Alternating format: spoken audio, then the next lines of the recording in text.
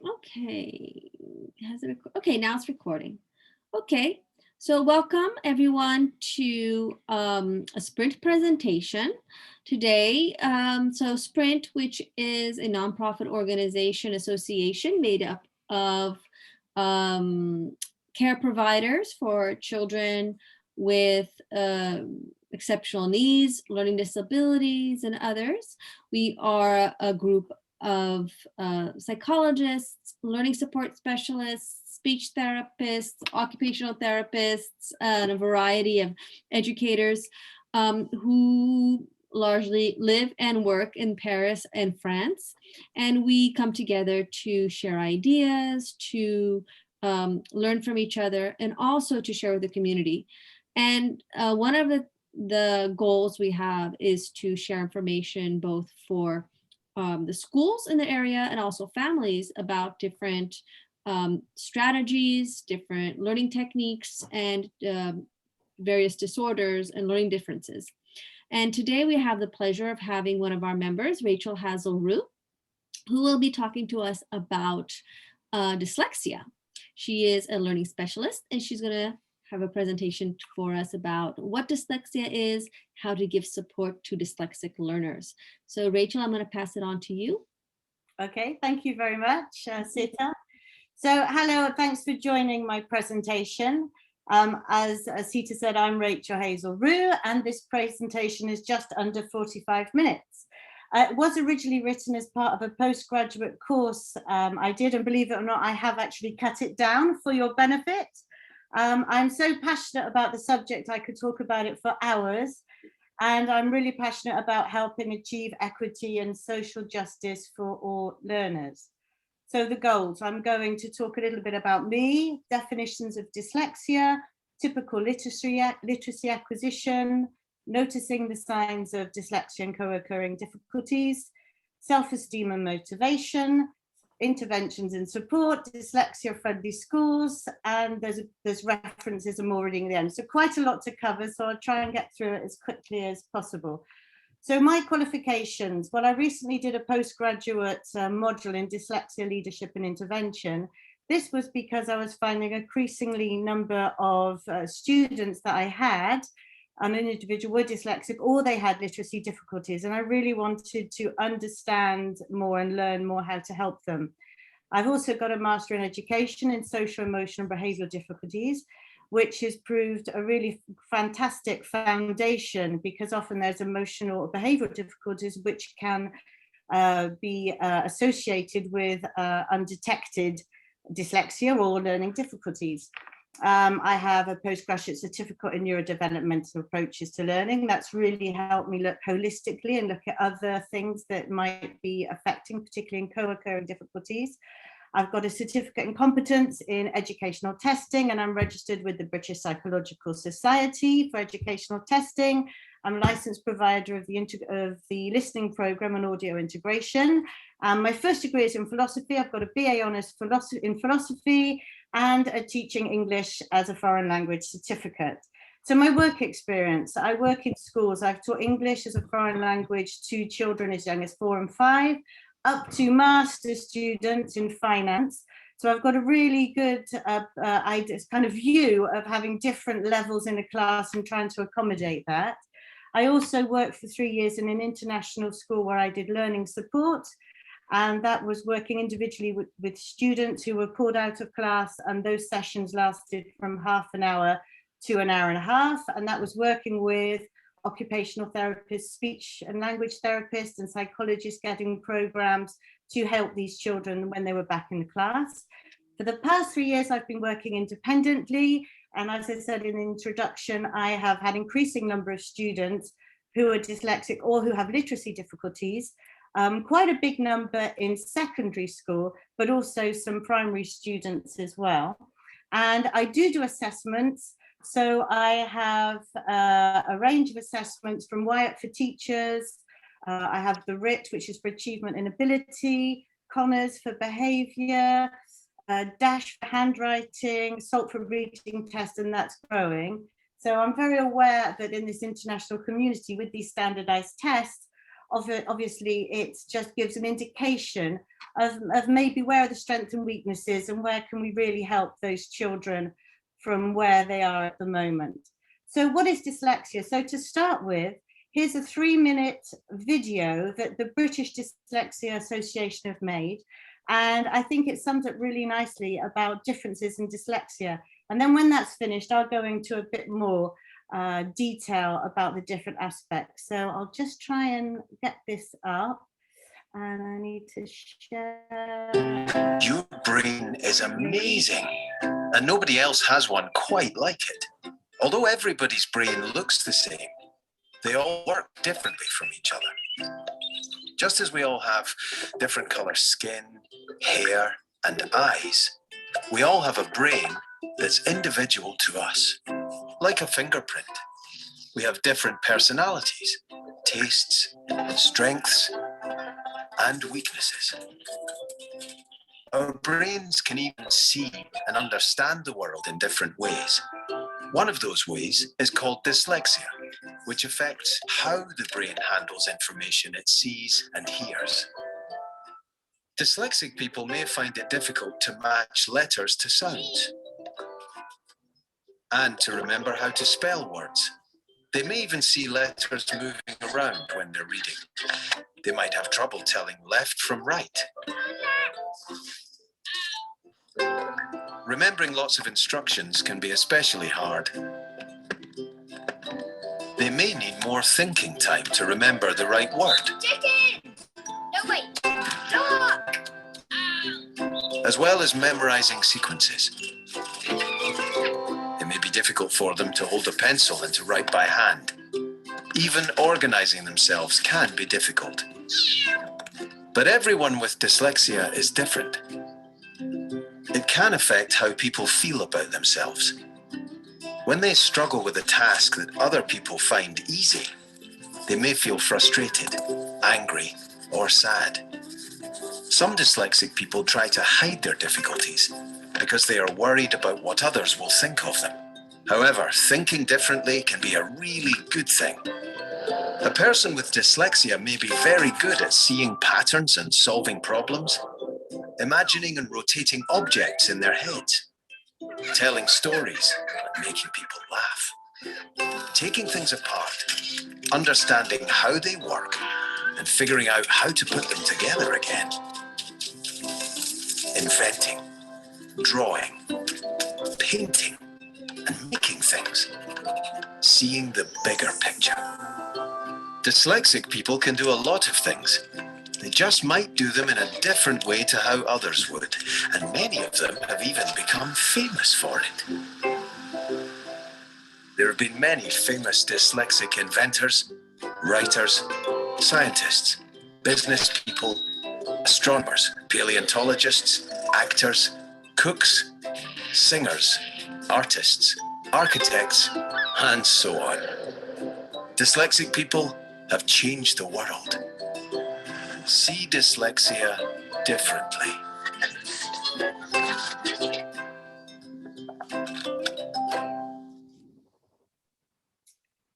So back to the presentation. Where does the word dyslexia come from?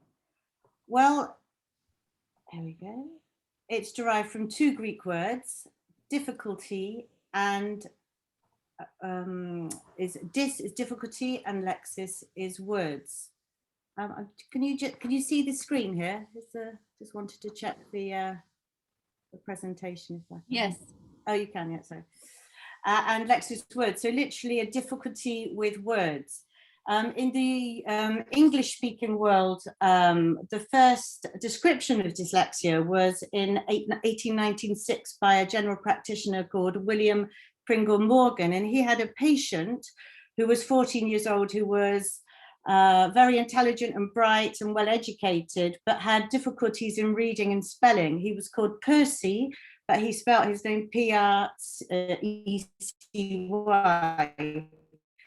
And this fascinated doctor checked his eyes and all sorts of things, and he came to the conclusion that he had congenital word blindness. So we're not that far away from where we are today with a difficulty with words. Now here's a slide of some unhelpful definitions of dyslexia that I have had people say to me. Dyslexia is a pretentious word for thick. Dyslexia is related to left-handedness. Dyslexia is a useless term. Oh, the parents want a diagnosis to get funding and for the child to get better grades. And I'm sure you've heard more and I've heard more as well. So let's go to some more modern day definitions which are helpful. So Sir Jim Rose in 2009 was commissioned by the UK government to review best practice and provision for children in dyslexia, and he's come up with this definition.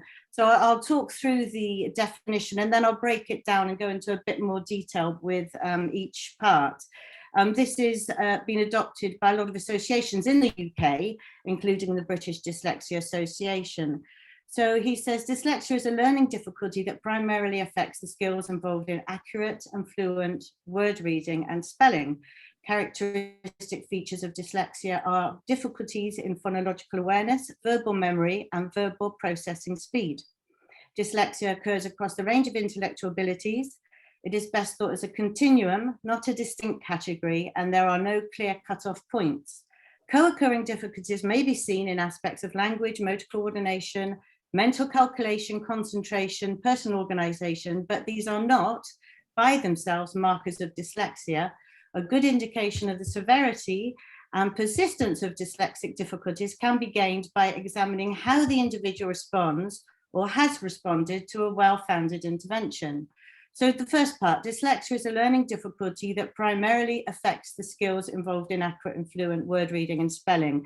I did originally have a chart which went through the different developmental stages, but that takes too long. I could always go through that at another time. One thing that he found is that often some children use coping strategies in the primary school and they kind of go through it undetected, and they only encounter problems when they reach secondary school, when there's a sudden increase in workload, teachers or subjects, and even other people when they get to university or later. And so a literature review by Elliot Davison Lewin in 2007 said, unsurprisingly, that identifying children at risk of dyslexia or literacy difficulties as early as possible is the most effective way at overcoming these difficulties. So the second part, dyslexic characteristic features of dyslexia are difficulties in phonological awareness. So this part really describes the phonological awareness directly, how it directly impacts the process of reading and spelling. And Rose also cites, I know this is very UK based because I'm from the UK and the studies were in the UK, but he does cite international studies in Australia and the US that conclude the importance of mastering the grapheme-phoneme link for successful literary skills. And there has been a lot of debate over the years about the effectiveness of phonological training. However, the evidence does suggest that for it to be successful, it does need to be introduced with a structured, active, multi-sensory approach. While most of the phonological training is done in primary education, it is also important to check an older child's phonological acquisition in order to ascertain where their weaknesses lie and target intervention. And I found this is particularly pertinent to us because that we have a lot of children who've moved countries, curriculum, various languages. So some children who might not be dyslexic but might have some difficulties, it might be because there was a gap in those earlier phonological skills and training. Also, I want to point at this point that it's important for those in secondary school that it's age appropriate. I remember one of the first children I worked in who had dyslexia, but also had other difficulties as well. They were about 10 years old, and I very enthusiastically started off with the jolly phonics, and I was doing the singing, and it was bright colors. And this child who I had a very good rapport with just sat there with their arms folded, and they weren't into it at all, which made me become even more animated and tried to involve them in singing. And eventually they said, that's for babies. And I was like, no, it's not for babies. Come on, sing with me. And they said, well, no, that's what the children do in the nursery class. And of course, they were absolutely right.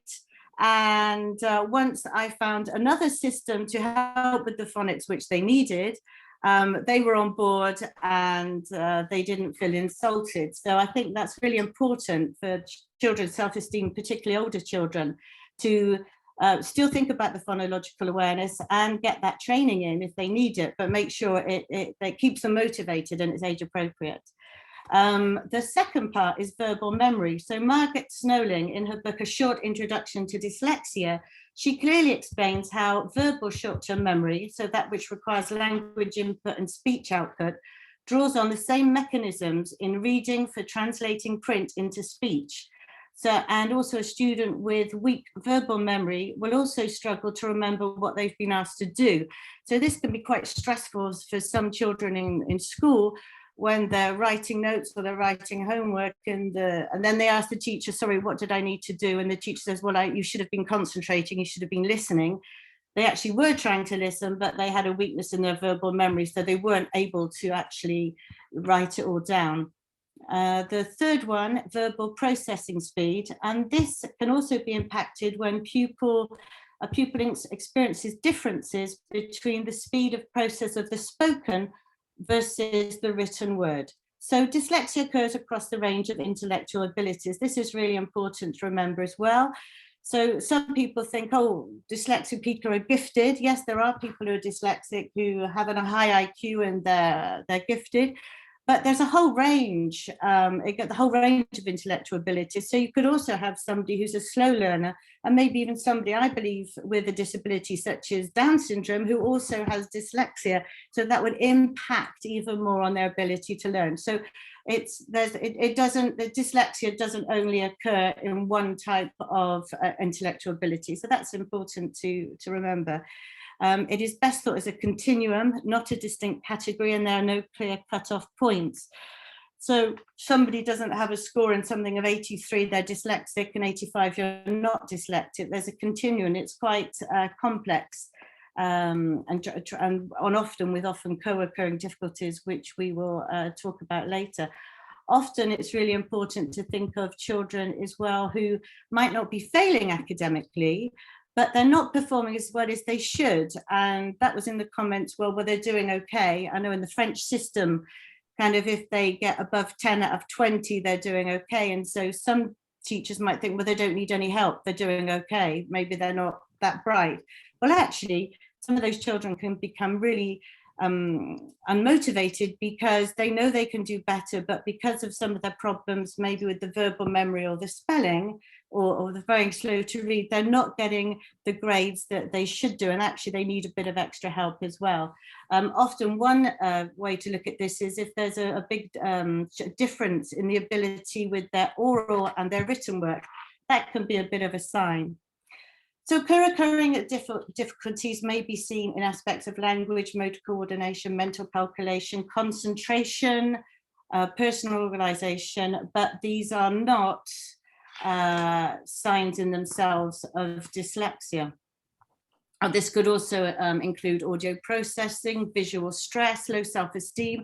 All these things are often cited as dyslexic. So people say, oh yes, if you're dyslexic, you're also disorganized or you can't see properly. Sometimes those can be characteristics of people who also have dyslexia. But if they have dyslexia, they might not have these other things. And if they have these other things, they might not have dyslexia, or they might have a mix. So it's really important when we look at children to see they might have dyslexia and need help for that. But what else might they have that is also impacting their learning and maybe impacting their reading as well? So a good indication of the severity and persistence of dyslexia can be gained by examining how the individual responds or has responded to a well-founded intervention. So I think this is for those, I think, speech therapists and psychologists who use the DSM-5, this kind of correlates where there's the 3 levels of severity. So the mild is fairly well compensated with appropriate arrangements. The moderate is requiring periods of more intense intervention and accommodations. And the severe, which is usually affecting several academic skills and even with interventions, is still causing difficulties throughout school years and even higher education and even the workplace. So targeted intervention might not eradicate a literacy difficulty, and particularly in the identification of an older child. However, giving them the right tools, the right support and the appropriate accommodations, it can help their metacognition and offer a lifetime of reading to learn and reading for pleasure, and give them the tools to understand how they learn and how they can learn better. With a child with mild or medium difficulties, progress can be expected after a limited time intervention, such as 10 weeks. So this will probably be the case for a number of children joining secondary school who may have had gaps in their literacy learning due to the environment, effects such as changing schools, curriculum, including different countries, language of learning, or maybe other factors, whether they had audio and visual processing and now that's been dealt with, and now they can come up to speed with the literacy intervention, with practicing reading, and they're able to enjoy reading a bit more. So a poor response to a well-founded intervention, when we've looked at all that, if there's a poor response and it's been an intervention that's been backed up by research, so we know it works, this indicates a long-term reading ability difficulty, and it requires a more long-term tailored approach. So another definition which sums up what I've just gone through is the British Psychological Society, and this was in 1999, and it really puts it quite simply, and it's quite clear, I find. Dyslexia is evident when accurate and fluent word reading and or spelling develops very incompletely or with great difficulty. This focuses on literacy learning at the word level and implies that the problem is severe and persistent despite appropriate learning opportunities. So I'm going to just quickly go over the nature of dyslexia. So the nature or cause of dyslexia is still not fully understood, and there is still an ongoing debate by certain people. Do children actually have dyslexia? Is a diagnosis helpful? However, I feel the importance of the interactions between the biological, cognitive, emotional are becoming increasingly better understood, and it's important to consider everything. So the medical model, which talks about the neurobiological, it sees the dyslexia as a problem that within the child that can hinder inclusion. Although some people would argue that if you understand the individual's difficulties as a disability, then you can get the necessary help to have full inclusion. Although there are, again, balancing on the other side, there are some schools that would say, oh, they have a disability, I'm afraid we can't cater for that school. I would argue that all schools can cater, and it doesn't have to be laborious, and it can actually help the whole school. This model indicates that dyslexic people have difference in the brain architecture relating to language, attention and memory. And whilst there is research of evidence that an intervention which has improved reading and spelling changes the neural anatomy, there have not been any successful attempts to isolate what biological factors may be at fault. So there's not, for the moment, there's not one identified gene. So dyslexic pupils will have different characteristics, strengths and weaknesses. Indeed, despite having difficulties with reading and spelling, it might be more appropriate to talk of difference with processing and thinking advantages rather than a fault. So there has been research highlighting that dyslexia runs in families. Although it is difficult to determine, is it down to genetics or a shared environment? So there is lots of debate still around that, which is fascinating. The educational model assessments can evaluate cognitive ability to gain strengths and weaknesses, and that can be really useful. But it doesn't always define whether any of those learning difficulties are due to dyslexia. Maybe dyslexia should be considered as thinking differently, as I just said. So the social model of disability, which I'm a real fan of, views inclusion into mainstream school and equal access with the utmost importance. So dyslexia friendly schools follow this model with inclusion of pupils by adapting the environment, which in turn benefits the whole school. So typical literacy acquisition patterns. So it's been established that high quality phonics training in young pupils learning to read raises standards in literacy. So high quality, that means a structured, active, multisensory approach, making sure to spend time on the more difficult phonological skills such as blending and segmenting, and ultimately, and really most importantly, stimulating children's interest in literacy. So we don't want to bog them down with such training that they can't stand it. It has to stimulate the children's interest in literacy too. And this goes back to the studies in Australia and US, which also confirm this as well. So secondary, important, really important to check children struggling in secondary school. And for language comprehension, this is more about literacy acquisition. Vocabulary is a really reliable predictor of reading comprehension, and this increases as the child gets older, and it's really important. So children who have difficulty in reading are resistant to reading, so they're going to have the gap between those that are reading, those are reading and getting lots of vocabulary. Sorry, I just spilled some water. Their vocabulary is going to increase, and those who find it difficult are going to get a bigger gap. So it's really important to find ways of expanding the academic vocabulary. And for some, that might be using audiobooks. So they're getting the academic vocabulary that they won't get in conversations or watching a series on TV. So noticing signs of dyslexia. So considering the literacy acquisition, any weakness that may have occurred can serve to alert you to a child with dyslexia or literacy difficulties. This might relate to a child that seems to be doing okay, but is receiving average grades. So there's things like weakness in comprehension compared to peers, weakness in spelling, avoiding reading, and also frustration and lack of self-esteem and motivation, or certainly less than before. So it's really important to check if there's any changes in children. I had a child who came to me who had been in a bilingual system in the primary school, and she was doing very well for a bilingual family. And then when she got to the secondary, she found she wasn't in the bilingual class, and it really hit her self-esteem and motivation. And she thought, maybe I'm not as good as I thought. And actually, because of the self-esteem, she was less motivated for a time to read. So we kind of boosted that self-motivation. We did the reading, and she managed to get back up into the bilingual class, which she totally had a place there. And so we really can't underestimate the self-esteem and the motivation of the child. And why is that? Maybe if it's suddenly less than before, it's because they've suddenly hit a difficulty that they've been hiding previously. So here's another view of reading. It's quite an old model by Goff and Tummer in 1986, but I find this really useful. It is still, Rose still said it's still an accepted model. And when I've done a literacy profile of children who come, I find it really useful. So we have the continuum of the comprehension and the word recognition. And so children who are typically dyslexic would have good comprehension and poor word recognition.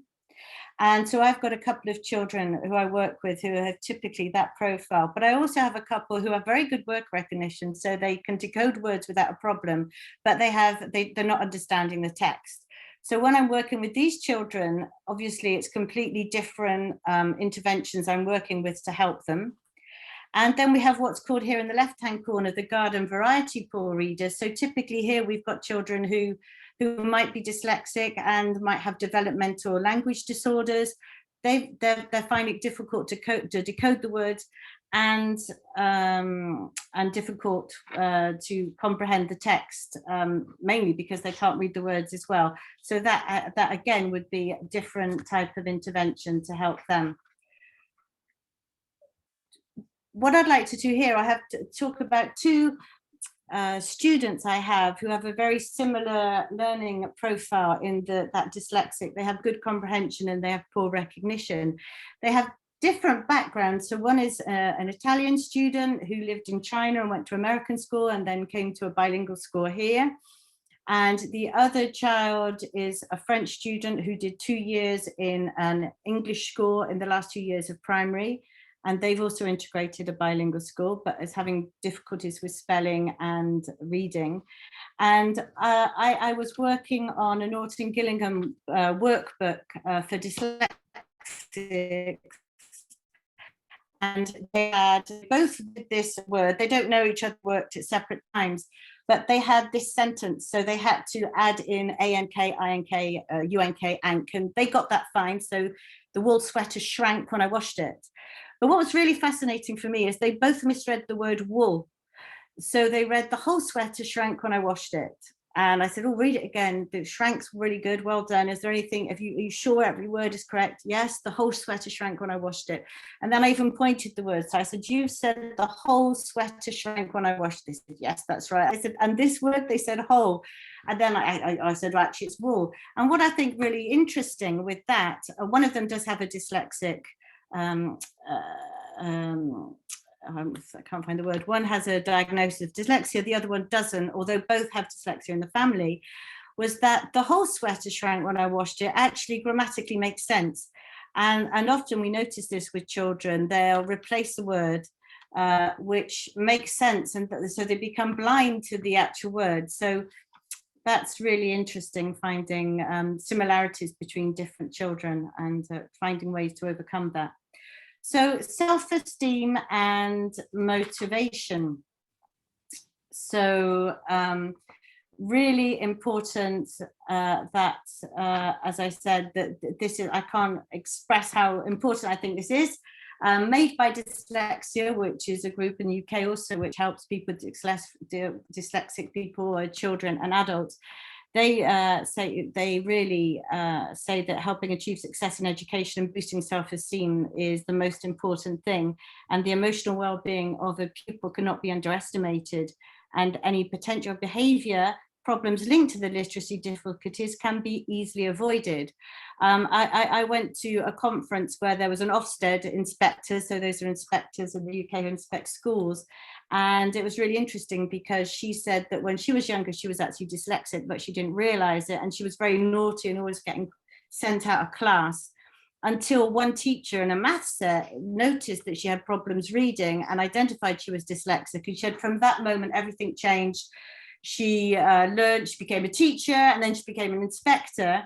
And this was really interesting because when she said when she goes to inspect schools and they give the top pupil to show around, she always asks, I want to see the child who's struggling the most in your school. I want them to show me around the school.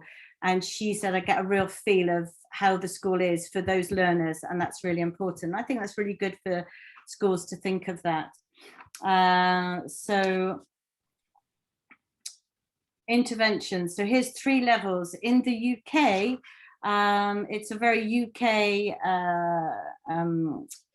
intervention, talking about 3 waves of provision. Again, this kind of correlates a little bit to the DSM levels. So we have the quality first teaching.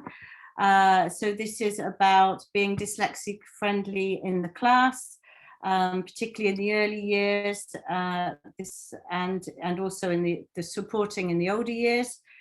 I'll talk about a few things we can do there. The set wave 2 is when things haven't worked there and children need a bit more intervention, so time limited interventions, or if there's a possibility of having small groups going in different classes. I know Jenny in the last presentation talked about different classes where there can be more support if that's possible. It's probably more easier in primary.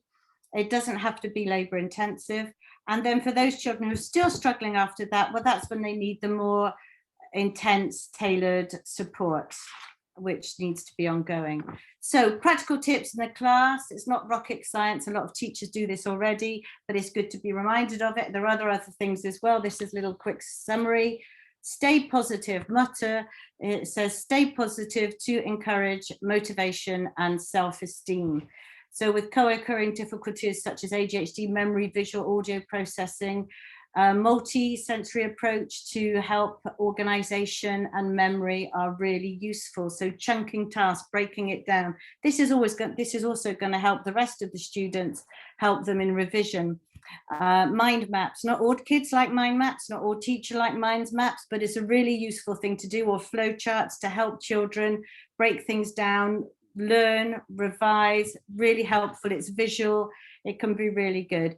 Really simple, cheap things that can help. Post-it notes, different colors can be for different themes. This is really important, not just in English and in French, but in all across the school. So geography, science, everything can really help to help children who might be struggling, and it just makes life a little bit easier. Highlighters, again, how to use highlighters, how to write things, it's just a little thing that can help. It can be tried. Keywords written, most teachers do this, but again, it's good to be reminded of it. Words which might be difficult, have them written. Those who find it difficult to read, those keywords are going to be there. So it's going to make the reading, the text flow a lot easier. And the last thing is consistency in the class, but in the school. And particularly when it comes to like giving homework. I think sometimes schools, I know different teachers have different ways of giving homework. So some might already say, and you need to do this, this, this. Some might put it on a whiteboard. Some put it on the internet or the website. Some might do a thing on Gmail. I know when we've had the COVID, there's been different things. And this can be really confusing, not only for children who don't have difficulties, but it can be confusing for children who have problems with their verbal memory or even their memory, attention, organization. So if there is one place where everybody puts the homework, it's a really simple thing that can be done, and it cuts out stress for the pupil, parents, and the teachers, because parents really want to support their kids as well. And if they just know there's one place to go, they can check and support their child. If the child hasn't managed to write down what they have to do for the homework or notes, and they're really stressed about it and they don't want to ask for help, they know when they get home they can check and it will be there. So effective interventions in wave 2, as I talked about before, it should, the best type of interventions are evidence-based that build self-esteem and motivation. They need to be introduced as early as possible. Little and often with a time limit is the best. Highly systematic phonics approach, multisensory overlearning, and then that comes back into generalization in the class, needs to be targeted to the individual. What are their specific weaknesses that we can really help with, meeting their needs. It might be that they need accommodations as well at this stage, maybe extra time or a computer in the class. I don't think they need a diagnosis for some teachers to try this, because the teachers, you know what's happening with the children. So maybe try that, and if it works. And when they will need the diagnosis is when there's exams. But maybe you could try just giving extra time, help this child. And of course, it needs to build self-esteem and motivation. So with these wave 2 intervention, there's Brooks 2009, he's produced a document which called What Works. So this is quite useful if a school wants to look at interventions that have been evidenced and have been proved to work time and time again. Before maybe investing in training or buying a certain intervention, have a look at Brooks, because he has a number of quite a very clear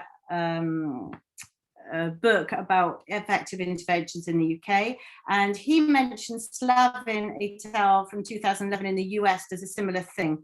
That doesn't mean to say that if an intervention is not in there, it doesn't work. But what it does say, it gives you the quantitative information that a school might need or a parent might want, and then, but of course, also check the qualitative for the self-esteem and the motivation. Is this working for these children, for my school? Does it fit with my school? I recently just did some training on one of those types of interventions, which is called boosting reading at primary and boosting reading at secondary. I haven't tried it out yet, but it's really interesting. It was, it's an intervention which lasts 10 weeks. And it requires the reader to go in with the child 3 times a week for 15 minutes. And it's progressively taking notes and looking at the strengths and weaknesses of the child with their reading, concentrating on 1 or 2 things and building up. And it's been proved, they do a ratio gain, and it's been proved to advance the reading age by a certain amount. So the gap isn't, it's probably not going to catch up immediately, but it will certainly lessen the gap, and it gives a lot of motivation to the children reading, because they become very autonomous and proud that they are able to learn to read, and they start to enjoy reading. So here, just changing a little bit, here are some comments again that I've heard. In secondary schools, on the left, it's comments I've heard from teachers or head teachers. And on the right is from students. I don't give any names, so it's all very anonymous. So on the left, So some comment I've heard is, in France, particularly with the national schools, we don't have the structure to help dyslexic pupils. It's not like in the UK. We can't put kids out of class for support or have a helper in class in this school. Unless the child is failing, there isn't much we can do. Isn't helping giving them an advantage compared to others? Do they really need help? I would like to say to these schools and teachers, actually, you can help the child, even if you're not able to have a helper in a class or pull the child out. There's lots of things you can do for that child to be included. And yes, absolutely, children who are doing okay but have difficulties in reading and spelling, yes, they should have they do need help because they have a proven difficulty. And so on the children's side, lots of children who I work with, so here's a couple of comments when I say, well, ask the teacher, these are things you can do. So typical comments are, when I say I don't understand, the teacher just repeats the same words. That really doesn't help. I've noticed this in my teaching. Sometimes somebody said they don't understand and I go to repeat it slower. Obviously, it wasn't that they didn't hear or that I spoke too quickly. It's actually realized you have to say it in another way. And sometimes actually asking the question to the student what it was they don't understand. It was something completely different to what I thought. So that's quite useful for teachers to think about. Another one is, I get the impression the teacher thinks I'm a bit lazy and doesn't realize I've worked so hard. These students can crush their confidence when they've worked really hard, but they've maybe gone off topic and they are just crushed when the teacher thinks they haven't worked or they weren't listening.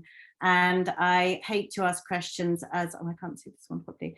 I hate to ask questions as I don't want the teacher to think I wasn't listening. This really relates to what I was talking about, the verbal memory, when they can't recall what was said. So those are things to think about that we can change and we can really help children feel more confident at school. So a dyslexia friendly school is an inclusive school.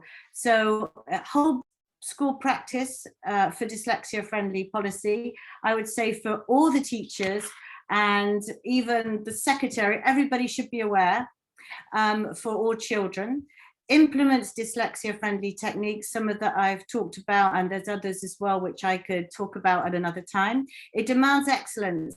That doesn't mean that people are criticized when they don't achieve it, but you expect excellence, and the teachers in the school work, right, how can we help this child be successful? They are going to be successful. They're not going to be sat in a corner just coloring, or you don't expect so much of them, because they can achieve excellence. Promotes whole staff awareness of dyslexia, literacy and co-occurring difficulties. So it's not just the dyslexia, but it's other things as well that might be, ADHD, autism, all sorts of different things. Flexible, teach children in a way they learn. This doesn't mean, just do whatever they want, but thinking about when somebody doesn't understand, or wasn't they don't understand, maybe they learn in a different way. Maybe this would be useful for me and my class when I teach generally. Think about things like that. Value social, emotional, intellectual inclusion. For me, this is really the most important thing. Yes, it's important to get good grades. Yes, it's important for the school to have a good image, good grades. But if you only concentrate on the intellectual, the social and emotional is going to suffer for some children, and the intellectual is going to suffer. If you get the social emotional right, then everybody's going to do well, and everybody's going to do well in school.